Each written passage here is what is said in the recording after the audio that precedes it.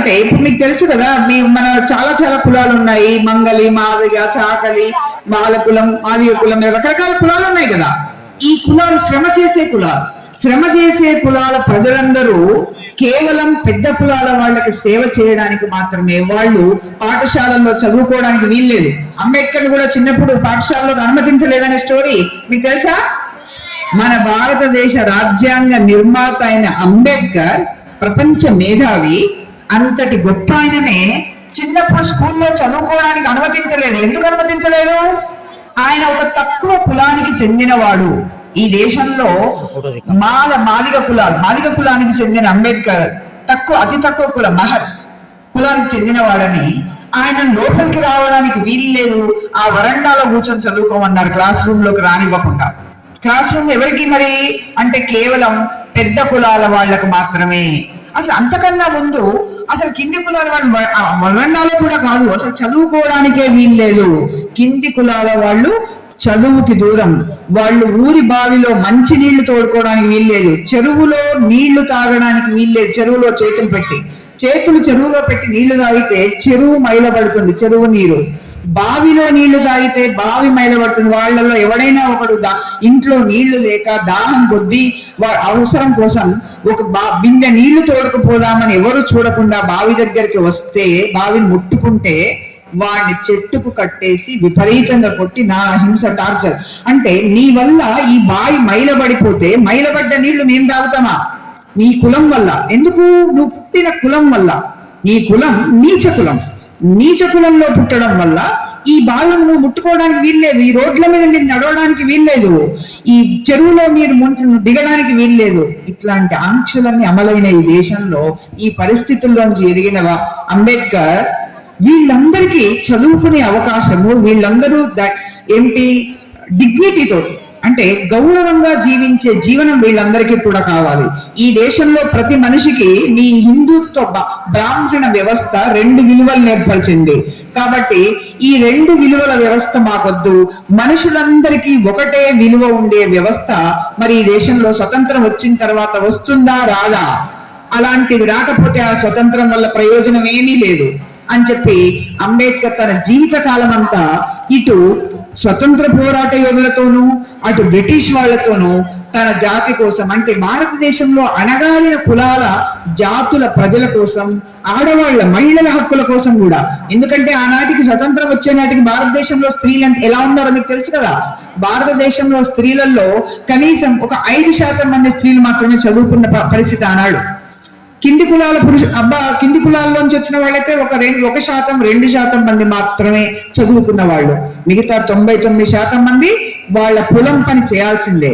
ఆడవాళ్ళైతే చిన్న వయసులోనే పెళ్లిళ్ళు చేసుకొని ఇంటి సేవ చేయడం, భర్త సేవ చేయడం, అత్తమామల సేవ చేయడం తప్ప వాళ్ళకి చదువుకోవడానికి, ఎదగడానికి, అభివృద్ధి చెందడానికి అవకాశమే లేని ఆ పరిస్థితుల్లోంచి అంబేద్కర్ స్వతంత్రం అంటే కేవలం నల్లవాడు పోయి తెల్లవాడు పోయి మనం నల్లవాళ్ళు పరిపాలించుకోవడం కాదు. బ్రిటిష్ వాళ్ళు వెళ్ళిపోయి భారతదేశం వాళ్ళు పరిపాలించడం మాత్రమే కాదు, ఈ భారతదేశ ప్రజలందరూ ఆత్మగౌరవంతో, ప్రజలందరూ స్వేచ్ఛతో, హక్కులతో జీవించే పరిస్థితి కావాలి. అది నిజమైన స్వతంత్రం అంటే.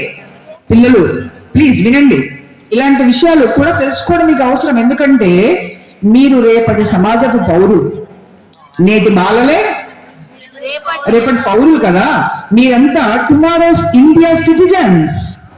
రేపటి భారతదేశం ఎలా ఉండబోతుంది అన్నది మీ నాలెడ్జ్ పైన ఆధారపడి ఉంది. మీరెంత చైతన్యంతో, ఎంత నాలెడ్జ్తో ఉంటారో రేపటి భారతదేశం అలా ఉంటుంది. అంటే రానున్న కాలంలో దేశం డెవలప్డ్ గా ఉండాలా, లేకపోతే మరింత మూఢనమ్మకాలతోటి, మరింత అసమానతలతోటి ఈ దేశం ఉండాలా అన్నది మనం ఎంత చైతన్యంతో ఉంటామో, ఎంత చైతన్యంతో జీవిస్తున్నాం, మన తోటి వాళ్ళకి ఎంత చైతన్యం నేర్పిస్తున్నాం అన్న దాన్ని బట్టి ఉంటుంది. కాబట్టి దయచేసి స్టూడెంట్స్ మీరు నేర్చుకోవాలి, ఈ విషయాలు తెలుసుకోవాలి. చరిత్రలో ఏం జరిగింది మనందరం, మీ హిస్టరీ బుక్స్, మీ సోషల్ బుక్స్ లో వస్తుంది హిస్టరీలో, కానీ మీరు శ్రద్ధ పెట్టి వినరు. తెలుసుకోవాలి దయచేసి.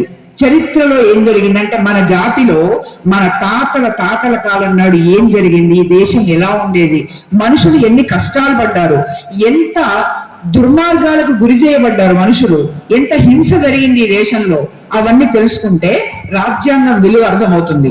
మన కాన్స్టిట్యూషన్ లో మన అంబేద్కర్ ఈ కాన్స్టిట్యూషన్, భారతదేశపు కాన్స్టిట్యూషన్ యొక్క ప్రియాంబుల్ ఫస్ట్ చదివించాల్సిందే సార్. మన ప్రియాంబుల్ మన అంటే మన రాజ్యాంగపు ముఖ్య ఉద్దేశం భారతదేశము సర్వసత్తాక, సార్వభౌమ, లౌకిక, సోషలిస్ట్, సామ్యవాద దేశంగా ఉండడం అనేది 3 ముక్కల్లో ఈ దేశం ఎలా ఉండాల్సి ఉంది అన్నదాన్ని కాన్స్టిట్యూషన్ యొక్క మొదటి పేజీ, దాన్ని ఏమంటాం రాజ్యాంగ పీఠిక, ఆ పీఠికలో చెప్పారు. అంటే ఈ దేశం ఇంతకు ముందులాగా అసమానతలతో, అంటే అప్పుడేంటి చాలా rich people and poor people, lower cost అంతా పూర్ పీపుల్ పని ఏంటి, అతి నీచమైన పనులు చేయడం, లేకపోతే వ్యవసాయ రంగంలో భూమి మీద పనిచేయడం నీచమైన పని కాదు, అది చాలా ఉన్నతమైన పని. అయితే వ్యవసాయం చేసి కూడా చాలా నీచమైన పని చేస్తున్నట్లుగా చేతులు కట్టుకొని వాళ్ళ ముందు బతికే పరిస్థితి నుంచి అందరూ డిగ్నిటీతో, ఈక్వాలిటీ, మన కాన్స్టిట్యూషన్ యొక్క fundamental principles equality, justice and fraternity, liberty, equality, fraternity, వీటి గురించి మీరు ఎక్కడో చదివారు, మీకేం గుర్తొస్తుందా? లిబర్టీ, ఈక్వాలిటీ అండ్ ఫ్రాటర్నిటీ, స్వేచ్ఛ, సౌభాతృత్వము, సెక్యులరిజం. అంటే వీటి గురించి యాక్చువల్లీ ఫ్రెంచ్ రెవల్యూషన్, మీరు ఫ్రెంచ్ విప్లవం గురించి చదివారా? సోషల్ టెక్స్ట్ బుక్స్ లో 9th 10th ఇంటర్మీడియట్ పిల్లలకు వచ్చి ఉంటుంది. ఫ్రెంచ్ విప్లవంలో ఆనాడు ప్రజలు రాజుల రాజరికానికి వ్యతిరేకంగా, రాజులు వాళ్ళ మీద జరిపిన దాడులకి, హింసకు వ్యతిరేకంగా మొత్తం ఆనాడు వాళ్ళు తిరుగుబాటు చేసి తీసుకొచ్చిన సిద్ధాంతమే ప్రజలందరికీ స్వేచ్ఛ, సమానత్వము, సౌభ్రాతృత్వము, ఫ్రాటర్నిటీ. అంటే అందరూ ఈ దేశంలో ప్రజలందరూ అన్నదమ్ములలాగా కలిసిమెలిసి జీవించగలిగే స్థితి, కుల, మత, జాతి భేదభావాలు లేకుండా. అంటే ఏ కులమైనా, నువ్వు ఏ కులంలో అయినా పుట్టి ఉండవచ్చు, ఏ మతానికి చెందిన వాడివైనా అయి ఉండవచ్చు, ఏ మతాన్ని ఆచరించే వాడివైనా అయి ఉండవచ్చు, మనం ఆచరించవచ్చు, కానీ మనం గౌరవానికి అనర్హులం కాము. అందరూ equally eligible for respect, equal treatment. అంటే మనందరము, ప్రతి వ్యక్తి, ఈ భారతదేశంలో పుట్టిన ప్రతి వ్యక్తి గౌరవంగా జీవించడానికి, right to life and right to Liberty అంటే స్వేచ్ఛ, మనందరము స్వేచ్ఛగా జీవించే హక్కును కలిగి ఉన్నాం. స్వేచ్ఛగా ఓటేస్తామని చెప్తున్నారు కదా, ఓటు హక్కు స్వేచ్ఛగా వేసే పనేనా బాయ్స్? ఓటు హక్కు స్వేచ్ఛగా వేస్తారా? అంటే ఎవరికి నచ్చిన వ్యక్తికి వాళ్ళు ఓటేస్తున్నారా అని మనం అనుకుంటున్నాం, అనిపిస్తుంది మనకి, పైకి అలా చెప్పుకుంటున్నాం, కానీ స్వేచ్ఛగా వేస్తున్నామా? ఈ రోజుల్లో అయితే మీకు అందరికీ తెలుసు, ఇంటింటికి ఏమి ఇచ్చిపోతున్నారు? కరెక్ట్, 1000 రూపాయలు ఇస్తే ఎవరు ఎక్కువ ఇస్తే వాళ్ళకు ఓటేస్తున్నాం, లేకపోతే ఎవరింట్లో లిక్కర్ బాటిల్ పంచి పెడితే వాళ్ళకు ఓటేస్తున్నాం. స్వేచ్ఛగా ఓటు వేయడం లేదు, అంటే స్వేచ్ఛ నుంచి మనం దూరం చేయబడుతున్నాం. మన స్వేచ్ఛని ఎవరో మనకు తెలియకుండానే మళ్ళీ లాక్కుంటున్నారు. అట్లాగే స్వతంత్రానికి పూర్వం మనకు స్వేచ్ఛ లేదు, కానీ స్వతంత్రం వచ్చిన తర్వాత ఈ దేశ ప్రజలందరూ స్వేచ్ఛగా జీవించాలని మన కాన్స్టిట్యూషన్ లో మనం స్వేచ్ఛకి అత్యంత ప్రాధాన్యత ఇచ్చింది ఏంటి? Liberty and equality. స్వేచ్ఛ ఎంత ప్రధానమో ఈక్వాలిటీ కూడా అంత ప్రధానమైంది. ఈక్వాలిటీ, సమానత్వము. మీరు ఏ కులం వాళ్ళతో అయినా, ఏ మతం వాళ్ళతో అయినా, ఎంత రిచ్ పీపుల్ తో అయినా మీరు ఈక్వల్ సిటిజన్స్, ఈక్వల్ చిల్డ్రన్. అంటే మీకు లేని హక్కులు ఒక రిచ్ పీపుల్ కు ఉండే అవకాశమే లేదు, ఉండడానికి వీలు లేదు, కానీ అలా ఉంటుంది సొసైటీలో. అంటే సమాజంలో నిజమైన సమానత్వం ఇంకా సాధ్యం కాలేదు. ఈ కాన్స్టిట్యూషన్ లో రాసుకొని, ఆనాడు కాన్స్టిట్యూషన్ లో రాసింది ఒక అంబేద్కర్ పేరే కాదు, అందులో కాన్స్టిట్యూషన్ రాజ్యాంగ రచన కమిటీలో కొన్ని వందల మంది మేధావులు, గొప్ప గొప్ప చదువులు చదివిన వాళ్ళు, గొప్ప భావాలు కలిగిన వాళ్ళు, దేశం కోసం పోరాటం చేసిన నాయకులు, నెహ్రూ వంటి వాళ్ళు అనేక మంది అందులో కూర్చొని ప్రతి దాని గురించి కొన్ని రోజుల తరబడి చర్చించారు. మన రాబోయే భారతదేశం అంటే బ్రిటిష్ వాళ్ళు వెళ్ళిపోయిన తర్వాత, బ్రిటిష్ వాళ్ళు వెళ్ళిపోయిన తర్వాత ఈ దేశంలో పౌరులకు ఎలాంటి హక్కులు ఉండాలి, ఎలాంటి ట్రీట్మెంట్ ఉండాలి అంటే అంతకు ముందు లాగా ఏంటి పెద్ద కులాల వాళ్ళేమో పైన కూర్చుంటే కింద కులాల వాళ్ళంట కింద మట్టిలో కూర్చొని ఉండడం. అంటే ఇప్పుడు మా ముందు మీరు కూర్చున్నట్టు కాదు, మీకు అందరికి చైర్స్ సరిపోను ఇక్కడ కాబట్టి కూర్చోవడం వేరు. మిమ్మల్ని మేము అన్ఈక్వల్ గా చూడడం వల్ల మీరు కూర్చోలేదు. అయితే ఆ కాలంలో కింద కులాల వాళ్ళు చాలా అంటే బానిసలుగా ఉన్న స్థితి ఇక ముందు ఉండడానికి వీల్లేదు. అందరికీ ఒకటే గౌరవం, అందరూ ఈక్వల్, చట్టం ముందు అందరూ సమానులే, ఈక్వల్ బిఫోర్ లా అంటాం. కాబట్టి అది అమలవ్వాలి ఈ దేశంలో. రాజ్యాంగంలో అది ప్రధానంగా రాయబడింది, ఈక్వాలిటీ, లిబర్టీ అండ్ ఫ్రాటర్నిటీ. సౌభ్రాతృత్వం అనే పదాన్ని ఎందుకు రాజ్యాంగంలో చేర్చాల్సి వచ్చింది అంటే భారతదేశం మనం అనుకుంటున్నట్టుగా India is not a single country, it's the whole India is not only one country. ఎప్పుడు బ్రిటిష్ వాళ్ళు భారతదేశానికి రాక ముందు వరకు భారతదేశం అనే ఒక దేశమే లేదు. ఇక్కడ అనేక చిన్న చిన్న రాజ్యాలు మాత్రమే ఉన్నాయి. ఇక్కడ ఒక్కొక్క రాజ్యాన్ని ఒక్కొక్క రాజు పరిపాలిస్తూ ఉండేవాడు.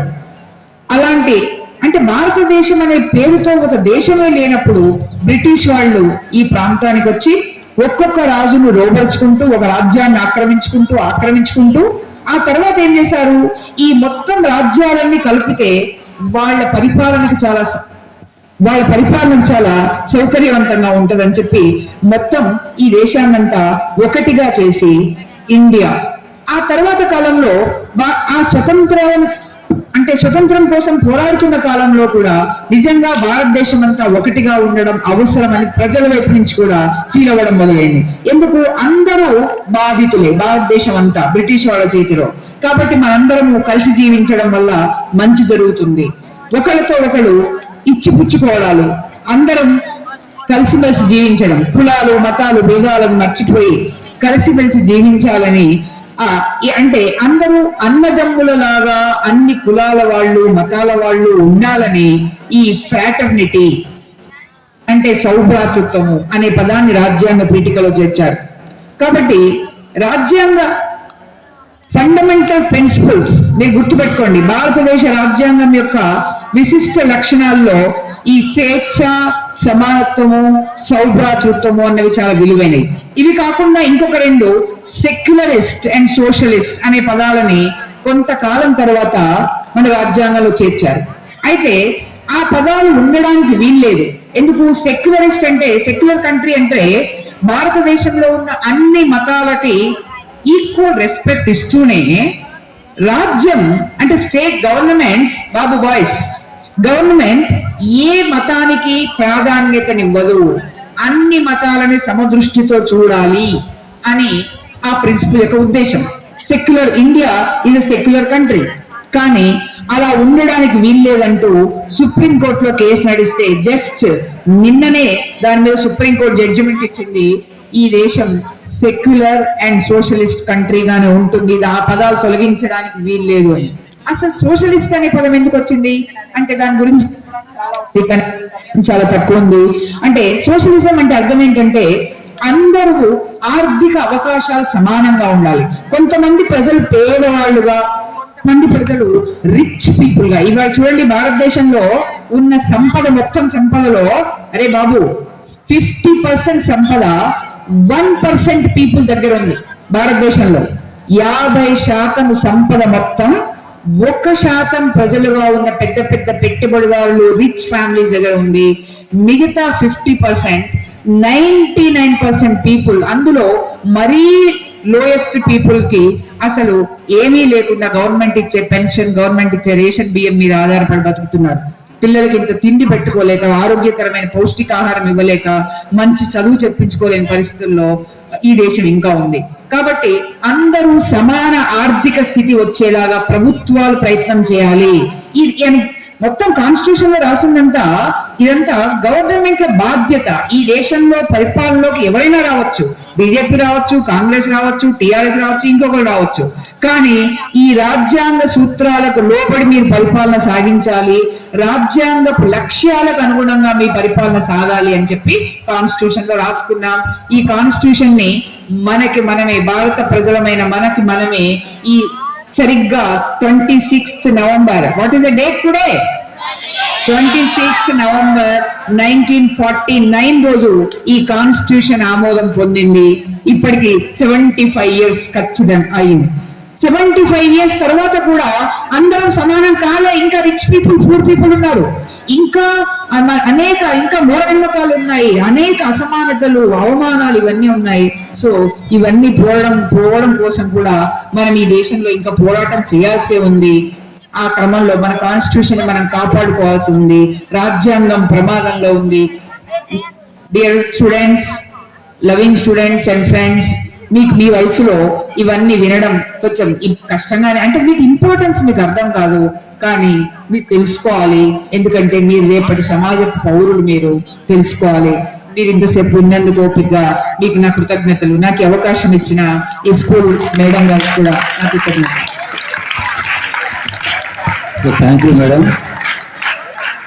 చాలా మంచి విషయాలు విద్యార్థులు తెలియజేశారు. కాబట్టి ఆ రకమైనటువంటి అనాలిసిస్ ఈ పాఠశాల స్థాయి నుంచి పిల్లలు మర్చిపోయేటువంటి క్రమాన్ని పాలకులు తీసుకొచ్చారు.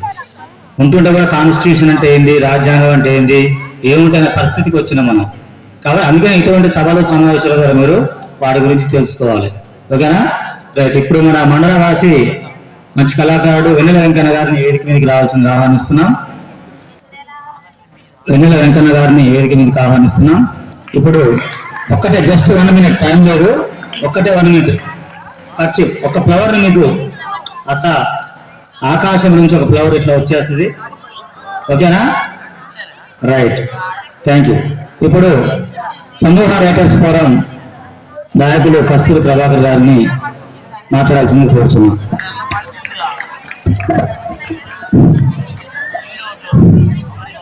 పిల్లలు గుడ్ ఈవినింగ్.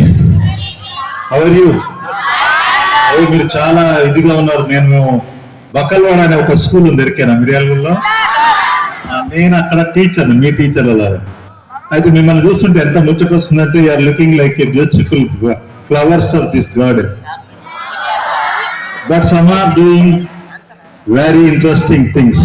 కొంతమంది చేతులలో రాళ్లతో సిద్ధంగా ఉన్నారు, కొట్టడానికో లేదో తెలియదు నాకు. దయచేసి అది చేయకండి. అట్లాగే అక్కడ ఒకసారి కర్ర పట్టుకొని తిరుగుతుంది. దయచేసి మీరు కూడా కర్ర పట్టుకొని తిరగకండి సార్, ప్లీజ్. పిల్లలు ఏమనకండి. మీకు ఇష్టం ఉంటే వినండి, ఇష్టం లేకపోతే రాళ్ళు మాత్రం పట్టకండి. నేను ఎక్కువసేపు మాట్లాడను, కానీ మాట్లాడుతుంటే బోర్ వచ్చి మీలాంటి పిల్లగాడు ఒకడు ఒక కవిత రాసింది. ఏమని రాసింది తెలుసా? ఆయన పాఠం పొద్దున వచ్చి రాగానే ఒక పీరియడ్ స్టార్ట్ అవుతుంది. తెలుగు సారో, సోషల్ సారో, మ్యాథ్స్ సారో వస్తారు, లెక్కలు చెప్తుంటాడు. ఏమంటాడు, 5 సార్లు రాయమంటాడు, 3 సార్లు రాయమంటాడు. రాసి రాసి అమ్మాయి చేతులన్నీ నొస్తున్నాయి. 1, 2, 3, 4, 5, 6 పీరియడ్లు అయిపోయాయి.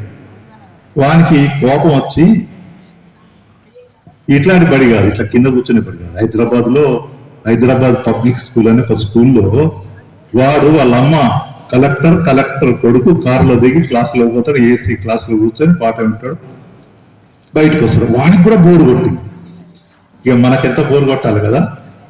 ఆ బోరు కొట్టి ఏం చేసిందంటే వాడికి ఇంగ్లీష్ బాగా వచ్చు, ఇలా పోయి మొదలు పెట్టాడు.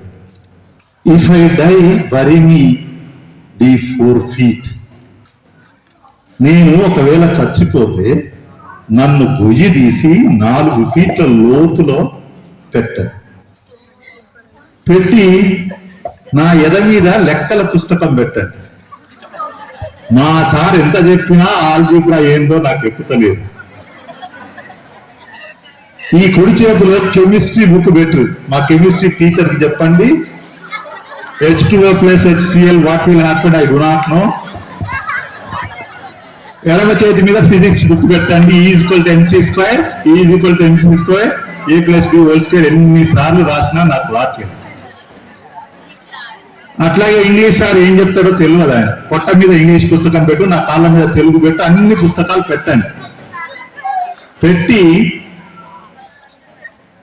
చచ్చిపోయినాక మనిషింత మన్నో కట్టో వేస్తారు కదా. ఎట్లాగూ నా క్లాస్మేట్స్, మా బడి ఫ్రెండ్స్ వాళ్ళు పాపం ఏడ్చుకుంటూ వచ్చి ఇంత మట్టి వేస్తారు, వేయని అని. కానీ ఆ ఊచుడు టీచర్ చూసినావు, వాళ్ళు వచ్చి నా మీద మట్టి వేయగాల, వాళ్ళు వచ్చి నా మీద కట్టేయగాల, వాళ్ళని మాత్రం వెయ్యకుండా చూడు అని. ఎందుకు ఇంత కోపం వచ్చిందంటే వాడు రాశాడు, they are the reason to my death అన్నాడు. అంటే వీళ్ళు ఇక్కడ కూడా కాదు నేను అనేది.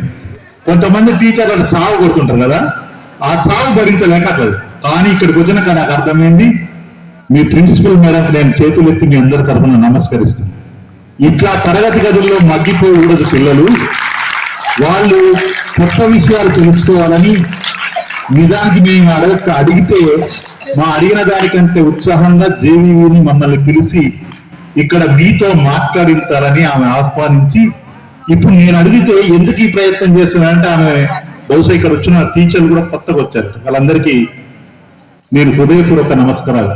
ఆమె కోరిక ఏమిటంటే ఆమె అడిగితే ఏం చెప్పిందంటే, ఇలాంటి కార్యక్రమాలు చేయడం వల్ల మాలాంటి వాళ్ళు వచ్చి, మా కొండల రెడ్డి గారు ఆయన 75 ఏళ్ళు దాటి ఉండే మనిషి, ఇంద్రజాలంలో మోసాల గురించి రాళ్ళు వేయద్దన్న కదా, ప్లీజ్ మీరు మంచి పిల్లలు నాకు తెలుసు.